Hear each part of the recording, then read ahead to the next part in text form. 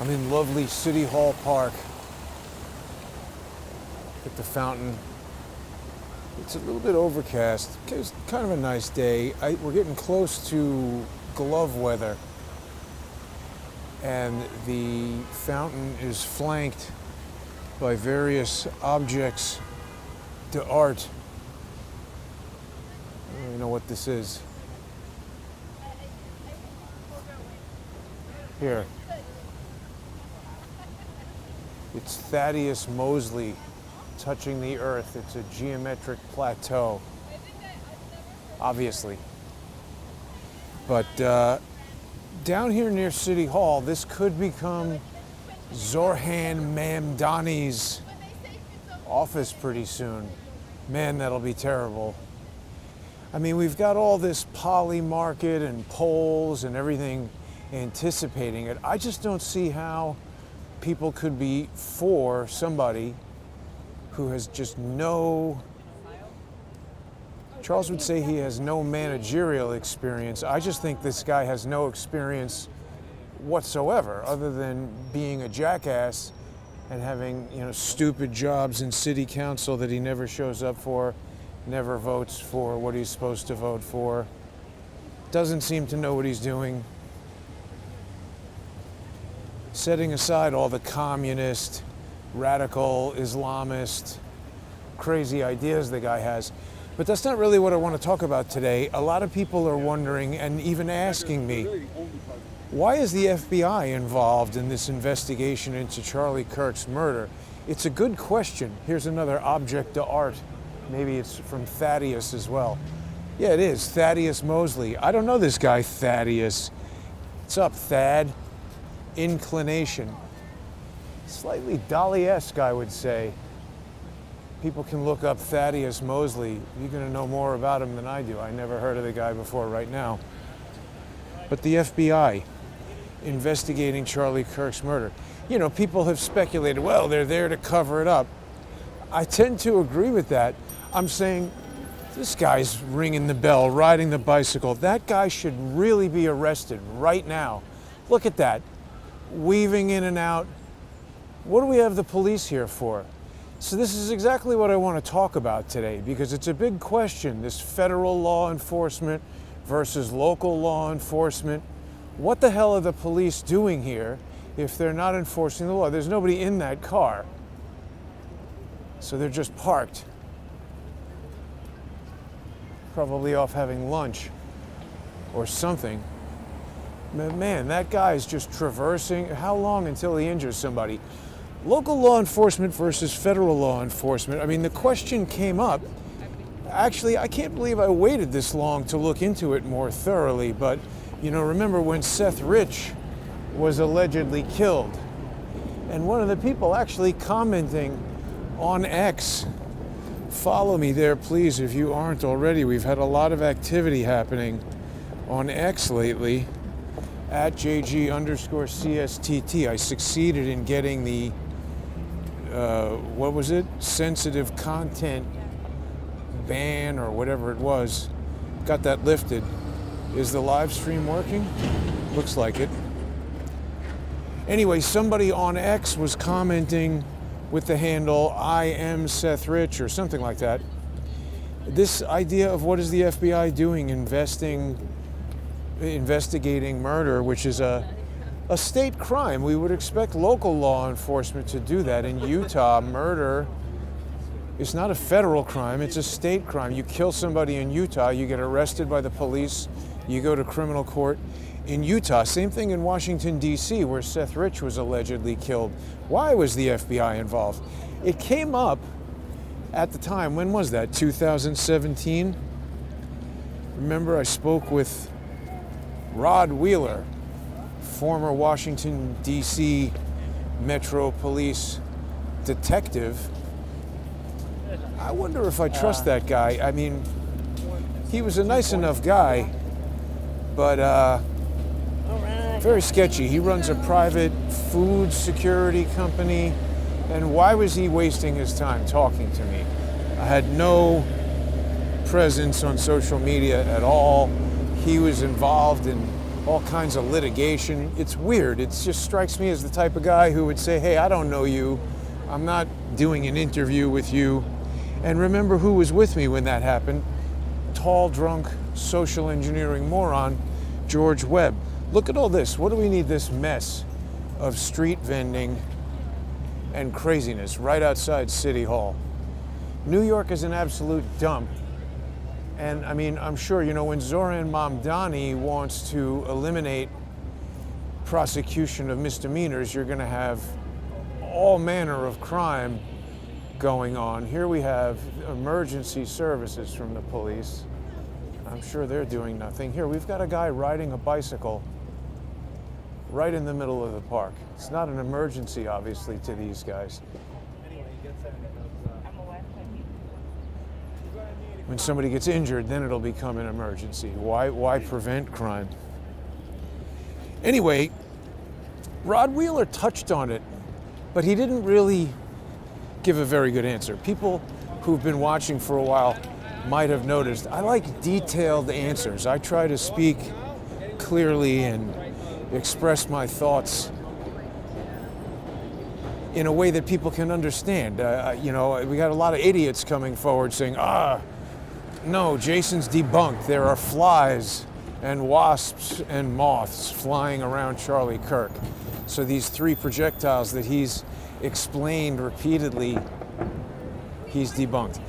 But they obviously haven't read the detailed articles I've written about the high frame rate mode of Dolby HDR, Dolby Vision HDR on the iPhone. It's become so important, hasn't it? People have probably seen, I had this X post of the Dolby Vision HDR. We got a great clip from an eyewitness. You can follow me there at JG_CSTT. I was able to make this 4K blow up. So people understand, on the left, that's the original resolution derived from the full bit rate, 15.46 megabits per second from Cub Keller. A lot of people have been using this guy's footage and not giving him any credit, so follow him there on X. We wouldn't have this if it wasn't for him. Shot not only in HDR, but 60 frames per second. Now, he didn't shoot at 4K. That would have been even better. But, I mean, you know, give the guy a break. He's paying for a lot of memory on the phone. The point is, why the hell is the FBI investigating? So Rod Wheeler said, oh, well, you know, he sort of vaguely spoke about how the FBI has more sophisticated forensic analysis capability than the Washington, D.C. Metro Police, and they can ask them to get involved. And it's just like, what the hell are you talking about, Rod Wheeler? That sounds very loosey-goosey. Aren't the police and the FBI dictated by laws? He didn't really get into any of that. But luckily, I looked into it today.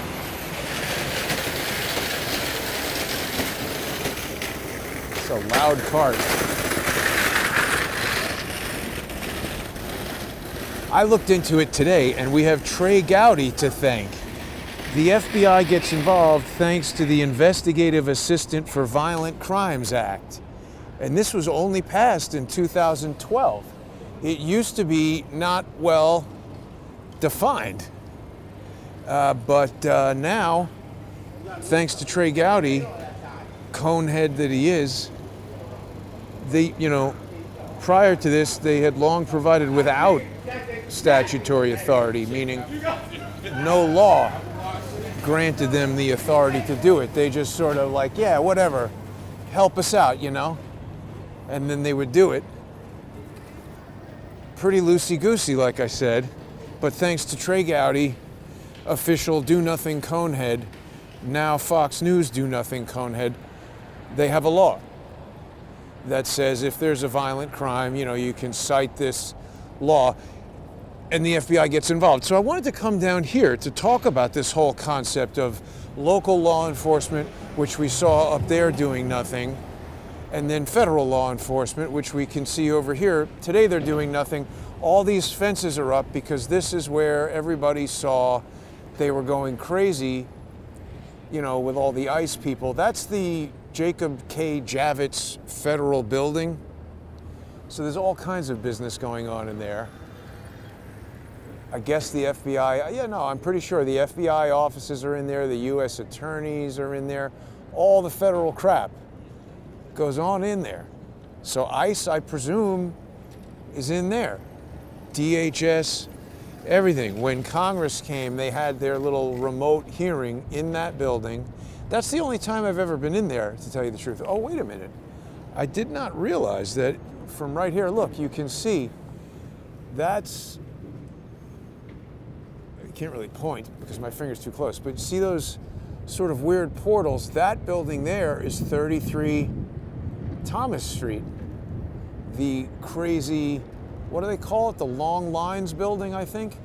That's like a Verizon or AT&T operated, you know, that's where Prism is happening, that Bill Binney, who I also don't trust, for good reason. I saw emails from Bill Binney to Robert David Steele in Discovery in Steele v. Goodman, where he was pretending to be my friend and sending asshole messages to Robert David Steele about what I was up to. Brian says ICE is on the main and second floor. Yeah, so maybe people know more about that Jacob Javits federal building than I do, but this is where everybody was freaking out. So again, so that, you know, violent crimes, whatever it is act, that now gives basically, I guess, any local police a statutory basis to say, hey, FBI, can you help us out? Right? So people who have been saying to me, oh, the FBI is there to cover up the Charlie Kirk investigation, I don't disagree with you. I think you're right. But they've got a statutory basis to do it now with that act since 2012. I didn't know about that until today. So I don't know, maybe people learned something useful. That's my hope. Try to figure things out. The other thing I want to do is we check out and see, speaking of local law enforcement versus federal law enforcement, Canal Street is just up here to the north a little bit. We'll look at that.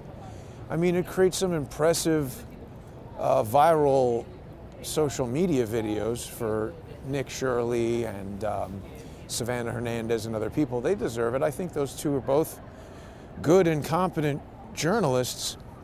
I ran into Savannah Hernandez one time up at the Trump rally in the Bronx. She was very standoffish. I mean, I don't know, I guess people don't like me for who knows whatever reason. Somebody was in the comments just here saying that George Webb's YouTube channel is crazy. That's probably because he's crazy and he runs it. And, you know, listen, maybe Savannah Hernandez associates me with him, doesn't like him. Anything is possible.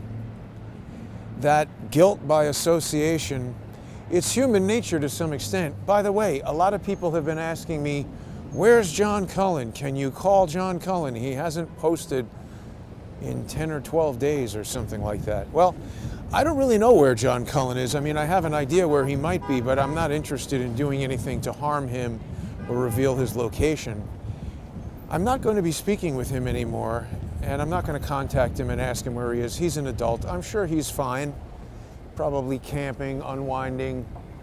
You know, it was a bit of a stressful week 2 weeks ago or whenever it was that he disappeared from the internet. I'll address it just because people are asking me about it. And it's got to do with this guilt by association that just came up, so it's a good segue to that topic until we get to Canal Street. But people might have seen on X, it was unfolding where, you know, John likes to be rude, which is fine. I'm not going to tell him how to act if that's the brand that he wants to cultivate. Now, wait a minute. I lost signal over here chasing Norm, so let's go this way. Got all kinds of police buildings and police activity around here. I don't want to lose signal. I hate it when that happens. But what happened was, John was in his regular course of, you know, being aggressive and rude to people on X, and he sent a message to a particular lawyer that a lot of people know, who I think is a lawfare operative. That's my opinion based on looking at his activity in the public domain. I could be wrong. You might look at the same evidence and come to some other conclusion, but I think the guy's a lawfare operative. And John posted a comment that his associate, who's also a sort of lawyer, maybe not a bar member, but a lawyer from another country, certainly dabbles in law, started interacting with John and saying things on X that caused me to become concerned that these lawyer fellows were construing John's comments as threats. And see, the problem is, when you tangle with lawfare operatives, what's actually happening and what they can make it appear is happening might be two different things. And it was just clear to me that John was antagonizing these people, and then he posted another inflammatory comment that included a video of me, my face, my likeness, my voice, my brand logo, and it just seemed very irresponsible, particularly given John's pseudonymous status. He's not using his real name. His address isn't published in 25 lawsuits over the last 9 years from George Webb's mentally ill brother.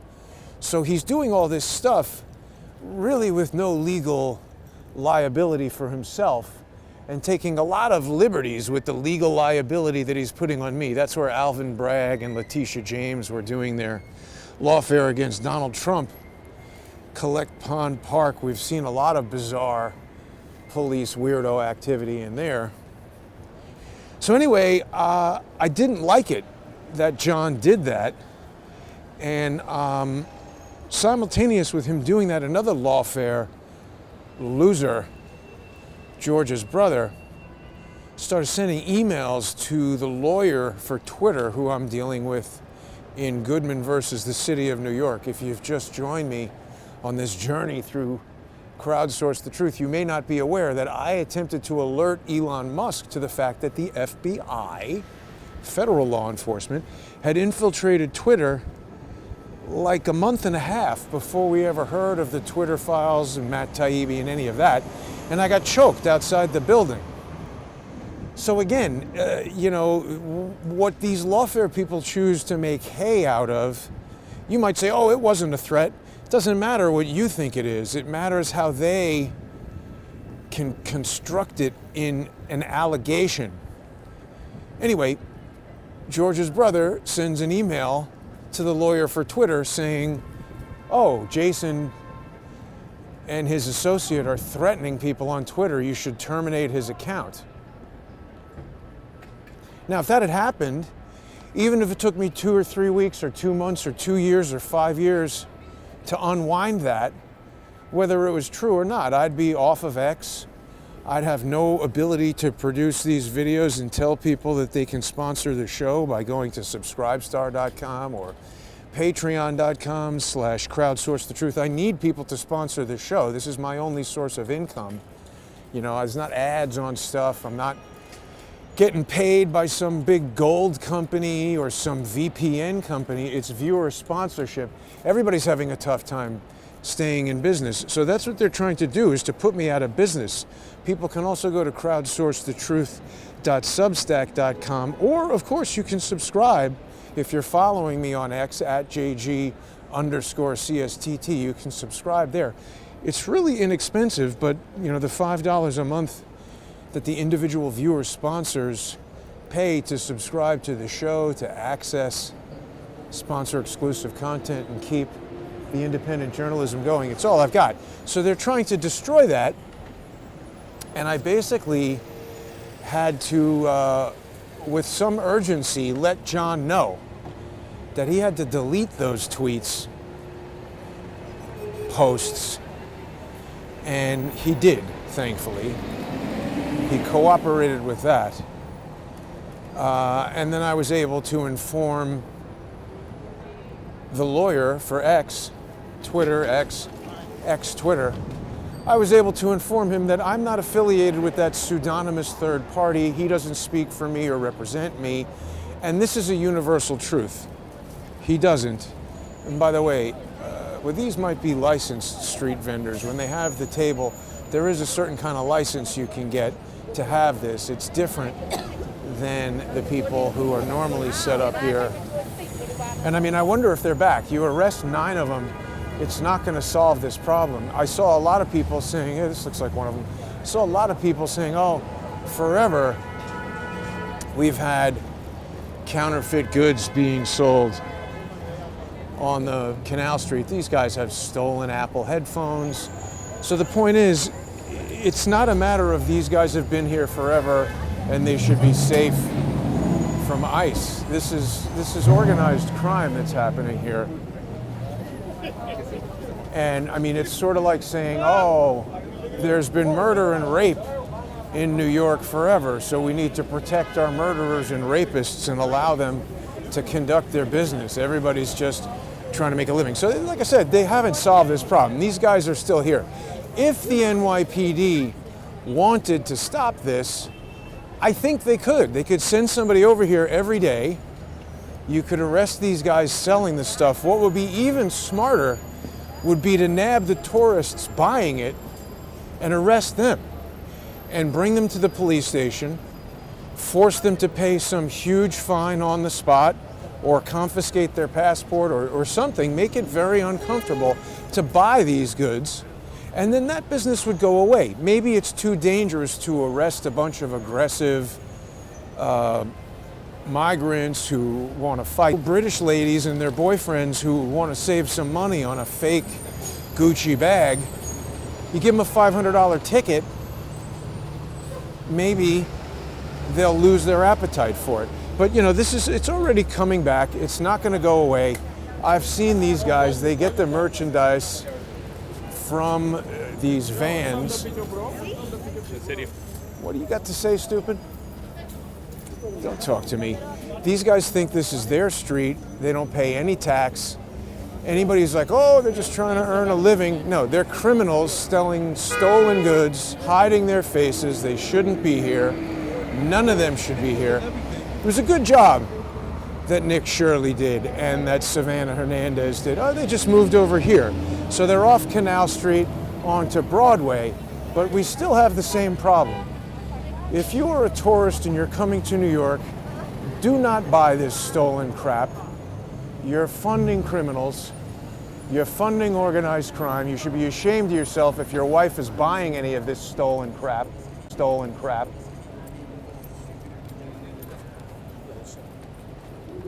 And that's the deal. So this is where the tension comes from, that we get the federal law enforcement involved. But you see, the other part of this story that we should really talk about is the resistance to federal law enforcement. Because there's a lot of times that federal law enforcement has encroached on the state's rights to exercise the constitutional police powers. And by the way, I'm not an attorney. Nothing I'm saying is legal advice. Anything I say could be wrong. You should look it up. I don't think it is. I'm trying to be careful, but I'm not perfect. I sometimes make mistakes. There's a lot of liars who would have you believe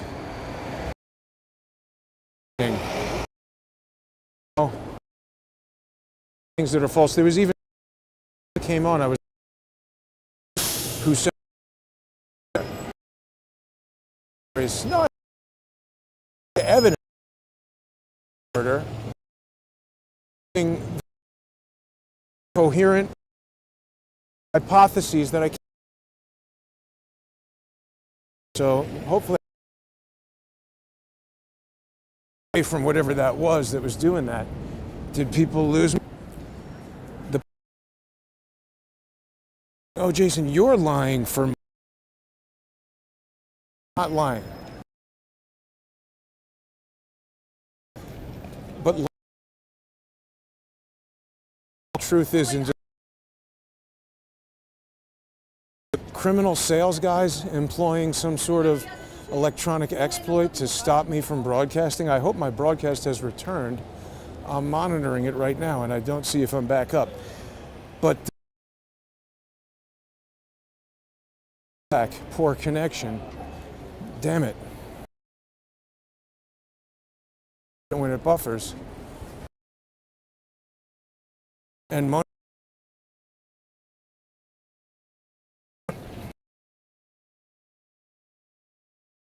anyway, what I'm pointing out here on the video is that people can go to crowdsourcethetruth.org and People were a little confused by that. You are supporting Crowdsource the Truth. Because of course, I don't think anybody is going to be able to, is not you give me evidence and you get money.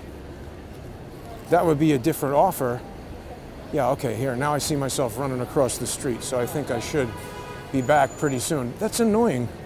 I have this whole bonded link aggregating system, but it looks like we're back, and maybe, yeah, I've shown everybody the file upload portal, so you can use that to upload content to me that will then be used as evidence. And by the way, some of the people who've been sending me evidence, they thought that the bounty was to buy evidence. This is pretty nice of them. They thought that the bounty was to buy evidence, and they said, I don't want the money, I'm just going to give you the evidence. And thank you for that. I'm talking about Cub Keller and his friend Ryan Simmons. They both just gave me evidence because they want to know what's going on with Charlie Kirk. It was Ryan who actually said that he doesn't want the money. What he didn't quite understand is that the bounty wasn't paying for evidence. The purpose of it, and if you want to participate either as a sponsor of it or as someone who's going to challenge the thesis, please read the terms and conditions, because like I said, I've laid it out there very clearly. If there's anything in there that you don't understand or you feel is unclear, you can ask me. I'm not saying it's a perfect document, but I've done my best to make it as good as it can be. And the idea is it is intended to promote transparency and integrity in the investigation. Yeah, I think that might be right, John. Although, who knows? It's New York City. There's a lot of radio pollution around. Anybody could be doing anything. I think we're out of that dead zone. Point is, the purpose of the Evidence Bounty Challenge was to promote transparency, and it's working. Because remember, when we started a month and a half ago, within about a week, we had that 20 frame per second video. And I'll tell you what, I've learned a lot about the specifics of the HDR format on the iPhone, the Dolby Vision HDR. Remember, high dynamic range imaging is a field of photography. It's a process. Dolby Vision HDR is a specific implementation of it.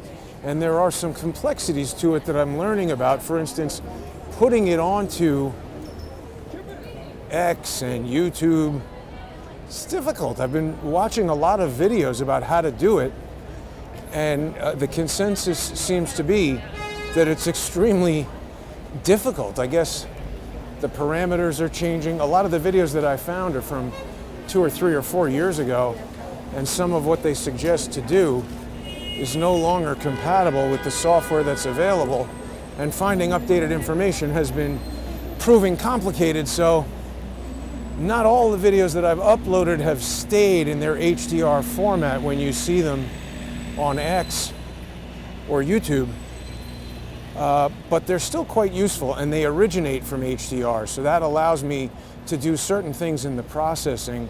You know, it's not like some fancy feature that I'm just fascinated with. It's recording a lot more information. It's a 10-bit recording, so when I blow it up and do all that kind of stuff, you're seeing a lot more detail. We're learning more. So the Evidence Bounty has been very helpful in bringing forward the evidence and doing what I intended for it to do. It's also been helpful in revealing social engineers. All that business. Now, this is another spot near here where I lose signal. I can't remember if it's this street or another.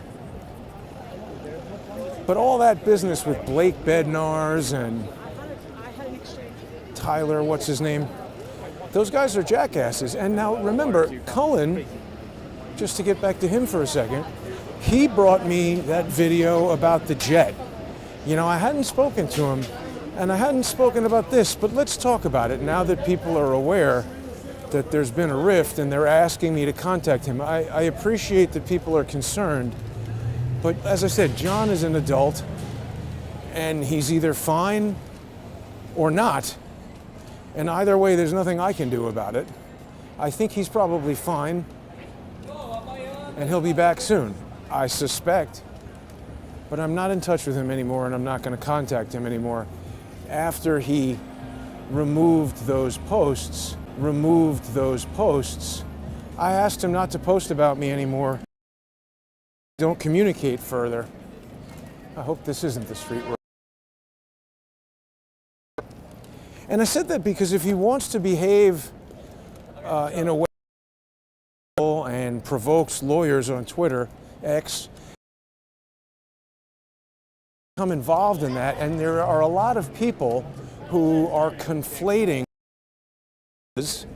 with what I do, and that is a lawfare staple. They love to do that in lawfare. That's exactly what Stephen Biss was attempting to do in the very first lawfare case against me. What was her name? Susan Queen, whatever her name is, saying all kinds of ridiculous things. And then Stephen Biss said, oh, they work for him. And keep in mind,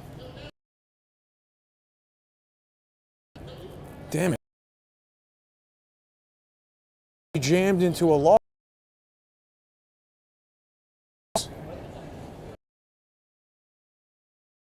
lawfare, and I'm talking about asking whoever. I don't need that. If I don't, seeing your buffering icon isn't happening either. Point is,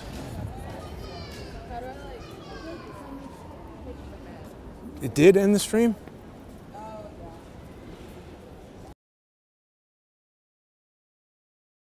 Okay. I hate it. That is so annoying. Maybe we got it back by starting up right away. Damn it. Yeah, the mean streets of New York City are not kind to live streams. Damn it. All of this stuff, and it still can't maintain a stream. Let's see. I think we're back on X. We back? Are we back on YouTube? Can't tell. Looks like maybe no. Upcoming. Why is the FBI involved? Yeah, it ended it. Man, I get so upset when that happens. But what can you do? Sometimes I want to be live walking around. I think it's still live on X. As I was saying, I could see that somebody was trying to conflate what Cullen was doing with what I do. We saw Blake do that in the phone call. He said that I called him a name that I don't think I ever called him, where things that he was saying and doing were being attributed, said, oh, Kirk said by his first blow up with that cancer. And at that in speak, let's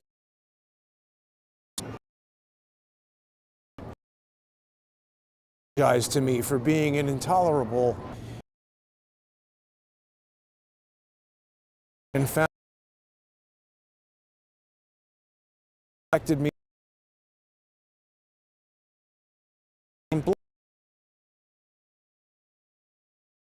general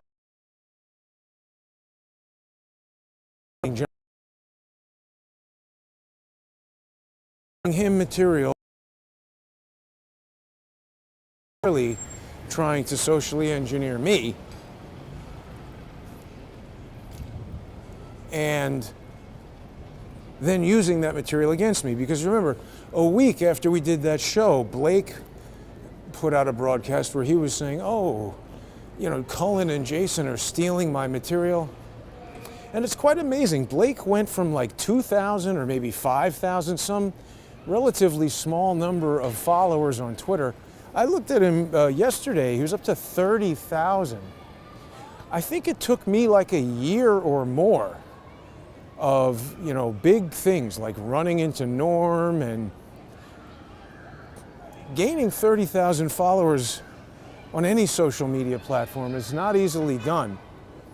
And I just become very suspicious of these characters like Blake when they sort of come out of nowhere and they repeatedly state that they're not interested in being independent journalists.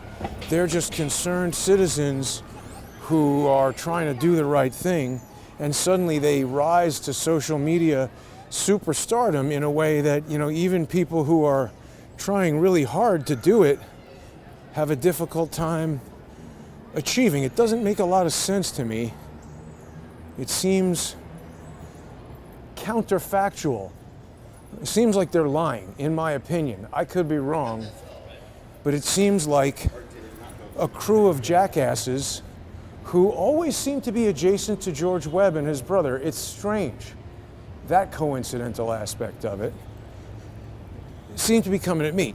So when Cullen started producing these statements that lawyers and lawyer-adjacent people could easily construe as threats, could put into complaints to Twitter, to YouTube, and also it's happening at a time that I'm finally, once again, gaining some traction in social media. Because again, I rely on this for my livelihood. People following me on X, people subscribing to the different channels. That's how I'm earning money. So when that stops, I'm not going to be able to pay for food and other things that I need to live. That's their goal. This is not a game. This is not a joke. They're trying to harm me, and they have, over the past 9 years, harmed me seriously. So either John is unable to understand that, unwilling to behave in a way that would mitigate that, or deliberately involved in helping them do that. I'm not going to bother to figure out which of those it is. I just told him I'm not going to be able to talk to him anymore, and I need to make it clear to everyone that anything that he has ever said is his opinion and represents his position only, and likewise the same is true for me. What I say are my statements and opinions. And so, like I said, luckily he did delete those things, and I was able to send a notification to the lawyer people that I had issued a cease and desist, and the comments that weren't even attributable to me had been removed. So that was good.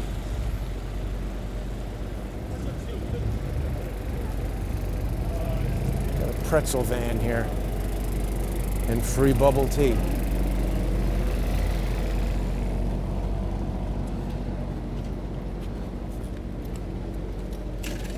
These people really ride bicycles dangerously. So, yeah, the local law enforcement, this is what I wanted to talk about, and this goes back to George and his brother, because people are getting all upset about ICE. They want to protect our criminal counterfeit goods traffickers, aggressive criminals who I'm sure are involved in other crimes. But there's been a lot of federal law enforcement encroachment on local jurisdiction that I've never really heard too many people make a big deal about. I mean, we've spoken in the past about the FBI Joint Terrorism Task Force, the JTTF. It's strange, even some NYPD people who I like look at this thing favorably. This was started in 1980 within the NYPD, and I know that Sal and I'm pretty sure John McCarry, I don't know if I've spoken specifically to Eric Dim about this, but like I said, even NYPD personnel who I think are good people and want to do the right thing, they look at that as like an elite unit of the cops that I guess you get more money and everything. They have been, and I'm not blaming them, they've just been caused to have kind of a positive point of view of that thing, probably due to the FBI propaganda and their treatment of what that is and how it's presented to people. But the point is, that is the FBI coming in and exerting an unconstitutional, arguably, a lot of people argue, unconstitutional. So see, we're back with weed. I mean, again, this just speaks to the failures of local law enforcement. I'm certainly not against selling weed, but just like I'm not against selling Apple headphones, we don't want it to be done by criminals. If they're going to legalize it or decriminalize it or whatever it is that they've done in the state to sell it and collect taxes, then they need to enforce that people who aren't selling it legally can't do that. But the local law enforcement has utterly failed in New York City. That's why we have hooligans skateboarding in the park, even though the signs say you're not allowed to, endangering public safety. This little baby here could have these guys skating right around me in a very unsafe way. Now, of course, if I engage with them, I'm just putting myself at greater risk. Here's a Waymo.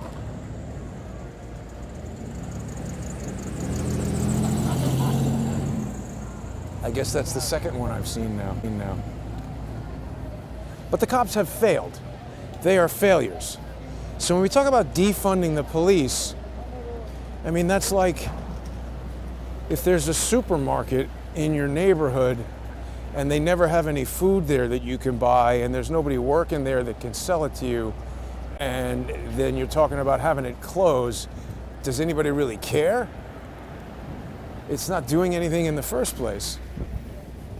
So I don't want to defund the police. I want a properly trained and well-funded police force. I believe I've even suggested increasing the funding to the police and financially incentivizing them. That's why I did the evidence bounty. I think when you financially incentivize things, they happen. And by the way, the FBI is proving that because they're paying these guys more.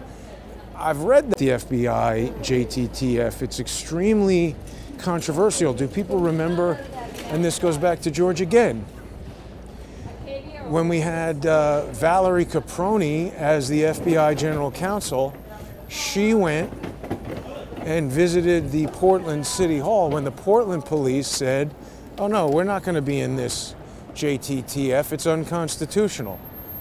It's unconstitutional from the standpoint of a federal law. It's unconstitutional. Yeah, Caproni flew from, or they've gotten rid of it. Isn't that convenient? But I mean, look at all these articles about the controversies surrounding the FBI JTTF. And that other article was telling us that something like all of the 56 around the nation have these JTTF task forces. They're embedded in basically every police department, and it's unconstitutional. The framers of the Constitution did not want one large federal police force because they felt that that would, be a tool of tyrants, and that we wanted states to have individual law enforcement because there's something to that tension where if one state says, hey, we want misdemeanors to be legal, maybe everybody leaves that state and moves to somewhere where they're not doing that. The state loses funding and they have to change that policy. If it's this blanket federal policy and blanket federal enforcement, it's just condensing power in a singular thing. That's what Caproni is all about, almost throughout her career, about condensing in a tyrannical way.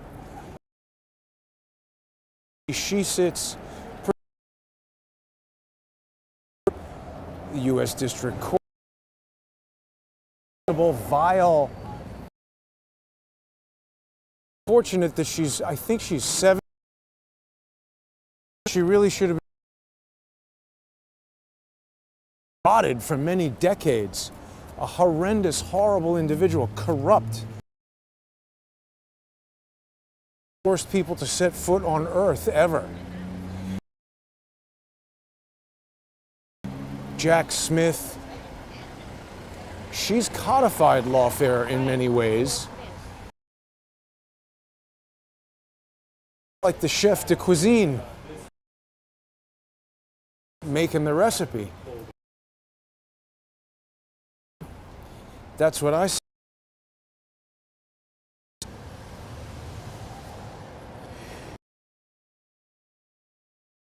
We've got ICE, which is, a federal law enforcement agency, but,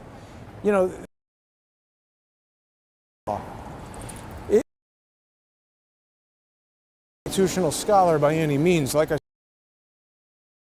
but versus the Constitution state.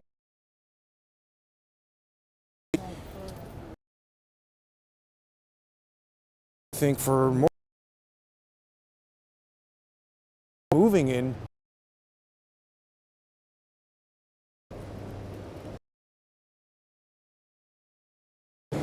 this situation where we're sat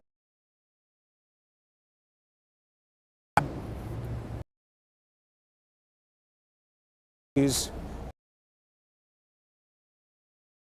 competent morons, and I'm not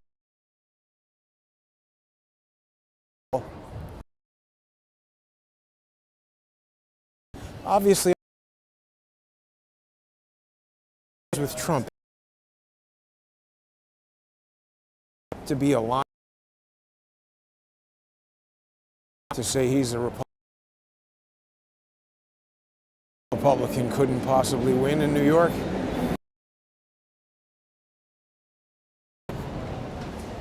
But New York is not really even live anymore. I'm at the portion of the video where I'm sort of said what I was going to say, and I'll keep rolling because you never know what sort of adventures I might get into on the walk home. But that was it. That's the discussion, Everybody's upset about federal law enforcement encroaching on local law enforcement when Trump is doing it. But since 1980, we've never seen this kind of outcry. Nobody's ever protested against the JTTF, at least not in New York, not in the way that they have been against ICE. And by the way, if you were protesting against the JTTF, you might say like, hey, we don't want JT. I'd like to know how many people who responded to my 911 call outside of Twitter, how many of them are getting some sort of salary spiff from the FBI JTTF? Is Detective Ibrahim, not detective, lieutenant? Is Lieutenant Ibrahim a JTTF member? Is that even publicly known? Because was he there protecting the FBI's interest at Twitter when they refused to arrest the guy who choked me or even look at the evidence that I had been choked, and instead gave me a ticket that a criminal court judge said this is facially defective, it shouldn't have been given to you, and it's dismissed? And that now the federal district court is defending that tooth and nail? Are they protecting federal interest at the expense of my rights and the law? There's a lot of evidence that they might be. I think they are. These are concerns. I have never once heard anybody protesting anything like that, because if the JTTF has infiltrated the NYPD, and if what I'm saying is correct, they're doing it in a way that can infringe on your rights, shouldn't people be a lot more concerned about that? That a law-abiding citizen who goes to tell the new owner of a business that the FBI is illegally using it to spy on people, that I get attacked and the police protect the attacker, isn't that of greater concern than illegal migrants protecting their right to sell stolen goods on the street? It's strange what people choose to protest in this city. It's very strange. So here's Fifth Avenue in decrepit state. Everything is not everything, but so many things are going out of business or have gone out of business. You know, Charles has been on a tear lately about how coming back to New York was so depressing for him because, you know, when he grew up here, everything was kind of on an upswing, and now he's in Penang, where Southeast Asia is on a major economic and technological upswing, and our city is crumbling around us. Economically, infrastructure, it's basically just a disaster. Look, Fifth Avenue, empty. I don't even remember what that was.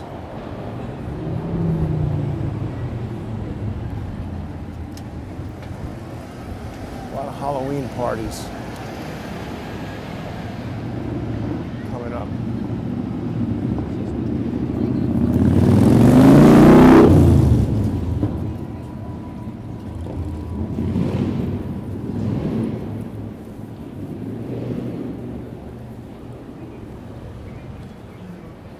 What are the police doing at Microsoft? The police love to hang out at the big tech companies and do nothing but text, chat on the phone. Probably getting paid by Microsoft, I bet. I don't know. Why are the police there? The police are bought and paid for, it seems. If you're Twitter, if you're Google, if you're Microsoft, then they're interested. If you get choked by somebody the police know, they don't care. They like that. They're going to protect the guy. Let's see, I don't know, maybe I can still get comments from people on X. Is there anybody commenting on X? The comments don't seem to work. I can't see them, at least, in this mode on X. So it's annoying. We had it going with YouTube and then it cut. I'm spending so much money on so many different services to try to create this kind of resilient live stream, and it's just, you know, no technology is infallible.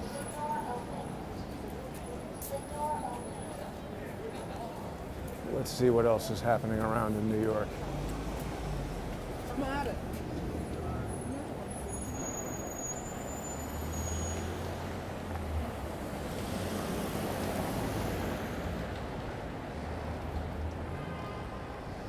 For the longest time, this was an Army-Navy store.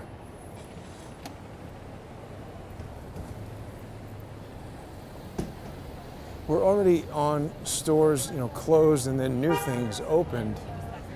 Actually, I haven't walked over here in maybe a little while. Let's see. I don't recognize this. Ghani.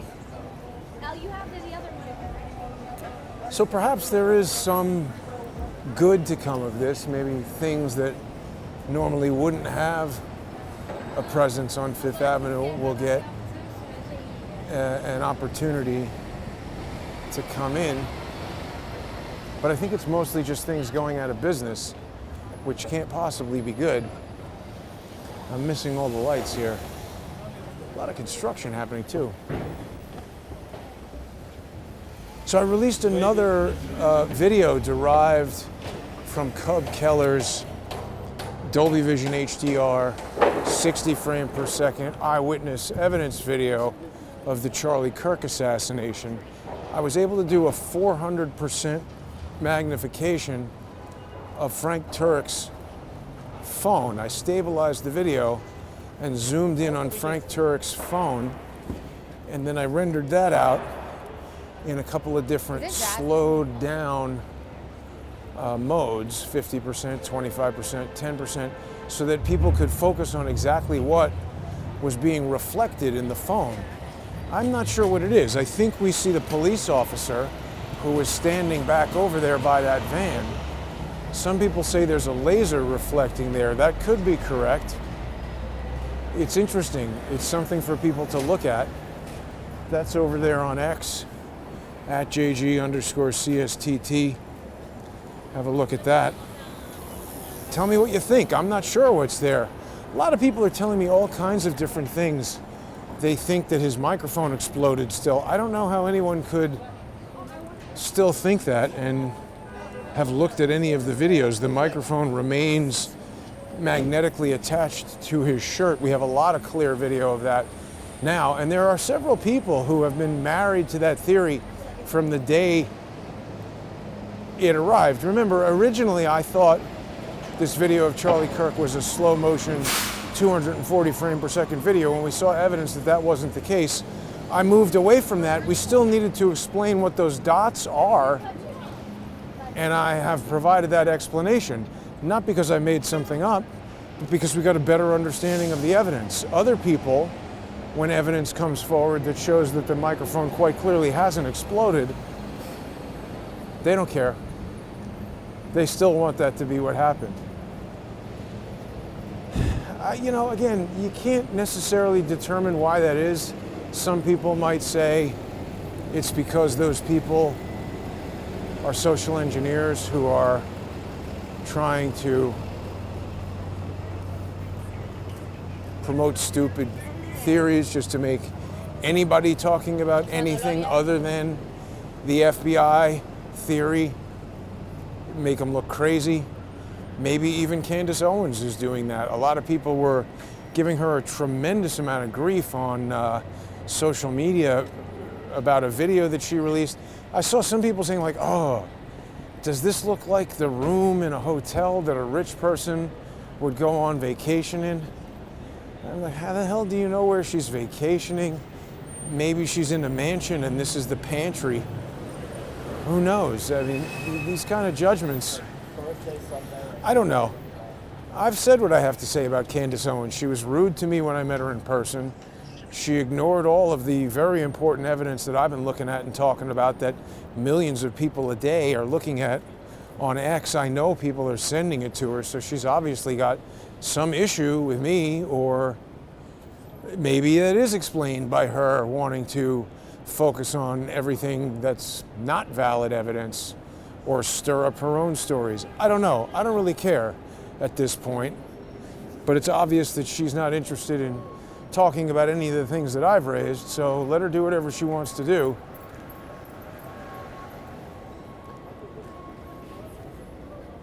Photo care, lighting rental place.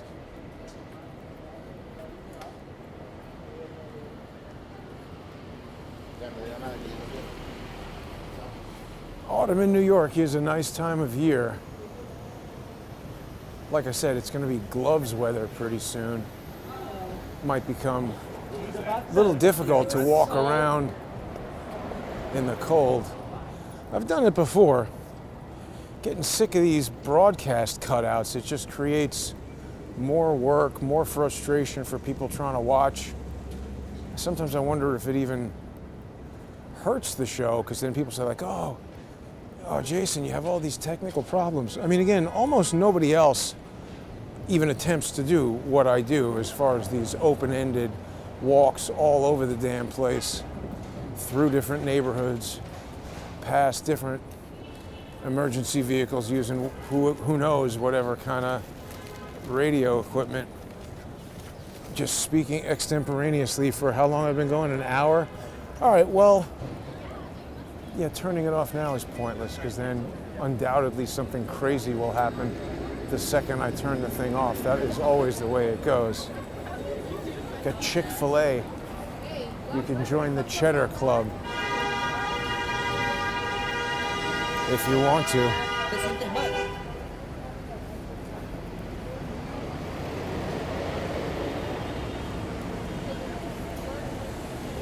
New York City, unfortunately, is in serious decline. It really is not the fun and exciting place that it was many years ago, I'm sad to say. Oh my God.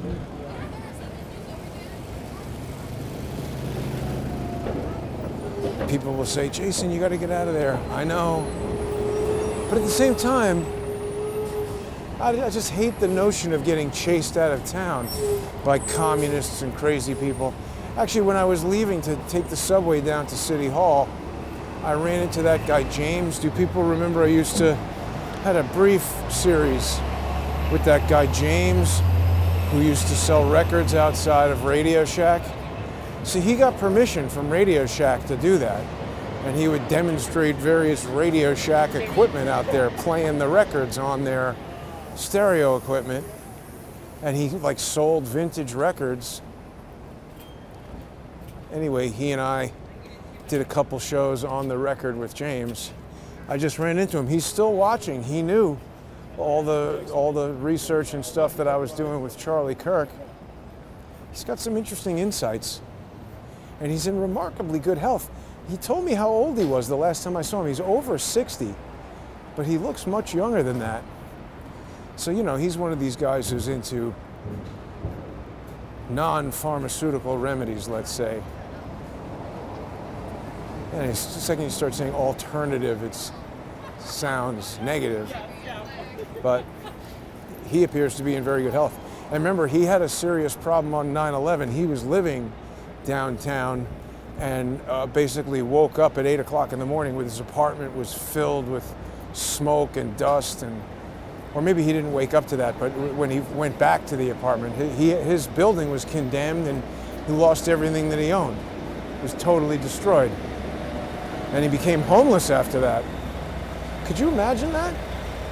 Having just wake up one morning with some kind of catastrophic disaster that your insurance doesn't cover, you lose everything, your health is damaged.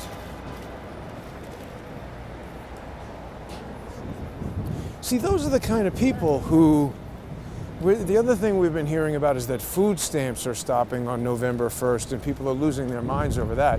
But most of the people who are making TikTok videos, I've seen a lot of people wearing like makeup. It's like, how do you have money for makeup if you can't afford food?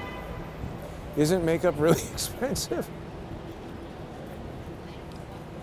Yeah, I don't know. I just think there's too many people gaming the system, including these cops who aren't enforcing the law. It's very upsetting to me.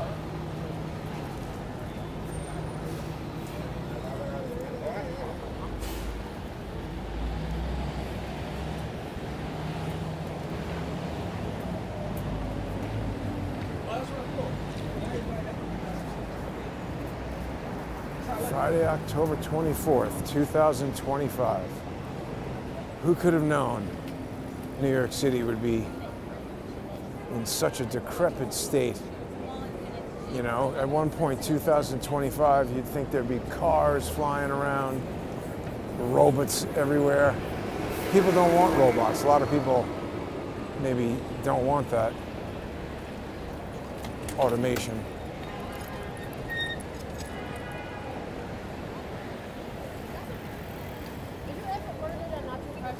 But that's basically it. The FBI, from a legal standpoint, is involved in the Charlie Kirk investigation because local law enforcement obviously has asked them to become involved.